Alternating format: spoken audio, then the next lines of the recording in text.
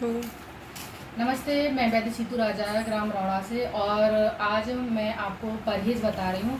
सफ़ेद दाग का परहेज़ कैसे करना है, क्योंकि बहुत से लोग क्या करते हैं कि जब तक दवा खाते हैं तब तक तो सफ़ेद दाग का परहेज़ करते हैं, और जैसी दवा खाना छोड़ देते हैं तो वह परहेज़ छोड़ देते हैं और कुछ भी खाने लगते हैं, जिसकी वजह से उनको दोबारा फिर दाग हो जाता है और दवा काम नहीं करती। उनको लगता है कि हमने दवा कराई थी लेकिन हमको फिर से लौट के हो गया।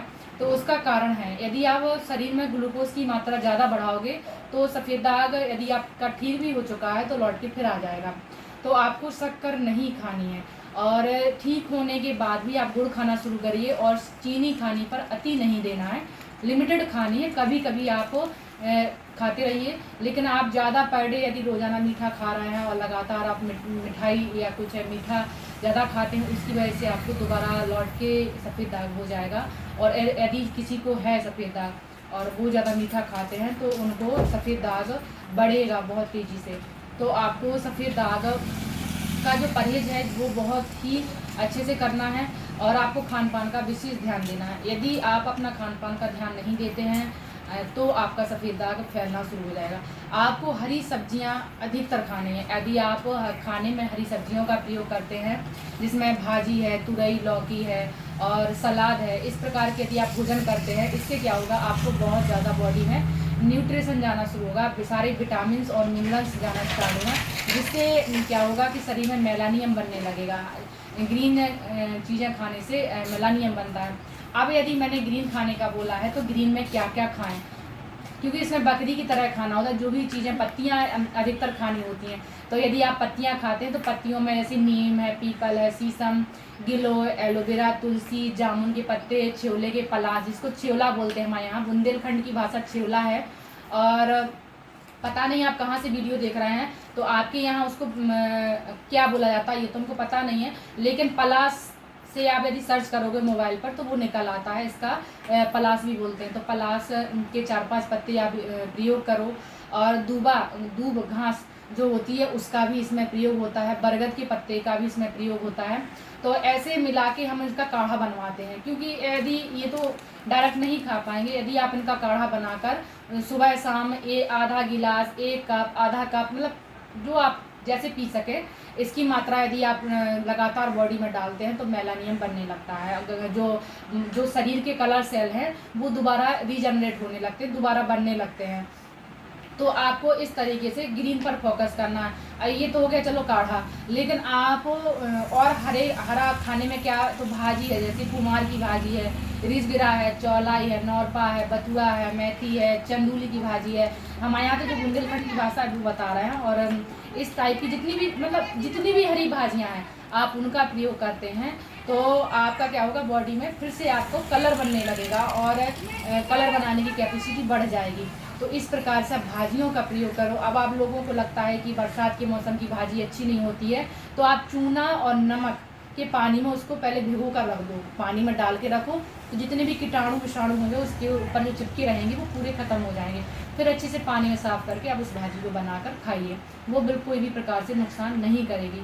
और आपको खटाई नहीं खानी है जिसमें दूध दही बंद रहता है, दूध दही नहीं खाना होता है, क्योंकि दूध दही खाने से बॉडी में मेलानियम उतने अच्छे से नहीं बन पाता। उसका कारण एक ही है कि आप दूध दही खाओगे तो आपका पाचन क्रिया थोड़ा डिस्टर्ब हो जाता है, दही खट्टे में आ जाता है और दूध भारी होता है पचने में, और यह आंतों की बीमारी है, पेट से संबंधित समस्या है। जो भी आपको पेट से में अंदर दिक्कत आ रही है वही स्किन पर दिखती है। तो आपकी आंतों का सुधार करना है, तो आंतों की सुधार करने में दूध का थोड़ा परहेज होता है। चिकनी चीज़ें नहीं खाई जाती, तेल है तो ज़्यादा तला भुना नहीं लिया जाता है। तो आप तला भुना ज़्यादा खाओगे जिसमें पूड़ी है, पराठा है, रिफाइंड तेल है। तो रिफाइंड सभी जानते हैं कि रिफाइंड कितने केमिकल के प्रोसेस से बनता है, तो हम तो रिफाइंड खाने के लिए मना करेंगे। सरसों का तेल खाइए, स्पीलर से लेके आइए। तिल्ली का तेल अभी स्पीलर का है तो वो आप जो स्पीलर का है वो कोई भी तेल खाइए, हमें कोई दिक्कत नहीं है। बाकी आप पैकेट का तेल ना खाएं तो सबसे अच्छा है। यदि किसी को नहीं मिल रहा है तो वो खा सकते हैं। तो इसमें खान पान का विशेष ध्यान देना है। यदि आप खान पान का ध्यान दोगे तो सफ़ेद दाग कोई बीमारी नहीं है। ये सफ़ेद सिर्फ मेलानियम नहीं बन रहा है, इसके बाद कलर पैचेस नहीं बन रहे हैं, वो दोबारा कलर पैचेस भी बनेंगे और लौट के दोबारा होगा भी नहीं। बस आपका खान पान गड़बड़ होने की वजह से सफ़ेद दाग हो रहे हैं।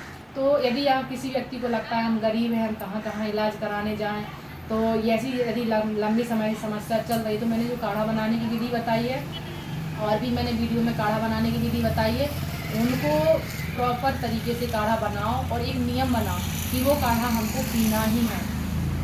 कुछ भी हो जाए, चाय की हैबिट होती ना कि चाय हमारा समय हो गया है, चाय हमको चाहिए है, इसी तरीके से अब आपको काढ़ा चाहिए है और काढ़ा चाय आपको छोड़नी पड़ेगी। चाय तो आप कभी ले ही नहीं सकते, यदि आप जब भी चाय पीना शुरू कर दोगे ये काढ़ा आपको लौट के फिर हो जाएगा। तो इस तरह की वीडियो मेरी लगातार आती रहेंगी और हम समझाते रहेंगे कि आपको सफ़ेद दाग के ऊपर क्या क्या आपको काम करना है। आपको अपनी भी प्रॉब्लम खुद समझनी पड़ेगी। आप चाहोगे तो ये दाग ठीक होगा, यदि आप मेहनत और कोशिश नहीं करोगे तो आपको ये दाग नहीं ठीक कर पाओगे। तो हम जितनी भी ये इससे संबंधित चीज़ें हैं वो बताते रहेंगे, क्या खाना है क्या नहीं खाना है, कौन सी कितनी मात्रा में खानी है, तो ये इन चीज़ों के बारे में समझाते रहेंगे। ऐसी वीडियो यदि हमारी आपको लगातार देखना है और आपको मेरी वीडियो पसंद आ रही है तो आप मेरे चैनल को लाइक और सब्सक्राइब करिए। यदि कोई सफ़ेद दाग से ग्रसित है और उनका ठीक नहीं हो रहा है तो उन तक मेरा यह वीडियो पहुंचाइए ताकि वो लोग भी ठीक हो सकें और लोगों को लगे कि ये ठीक जल्दी भी होता है, कोई ऐसी बीमारी या कुछ ऐसा नहीं है कि ये ठीक नहीं होता है। सबसे अच्छी बात है कि ये फैलता नहीं है। लोगों की धारणा है कि एक दूसरे में लग जाता है, फैल जाता है, ऐसा कुछ नहीं है। ना ये फैलने वाला है ना लगने वाला है। ये बॉडी के अंदर खुद ही उत्पन्न होने वाली समस्या है और ये खुद से ही ठीक कर सकते हैं। नमस्ते।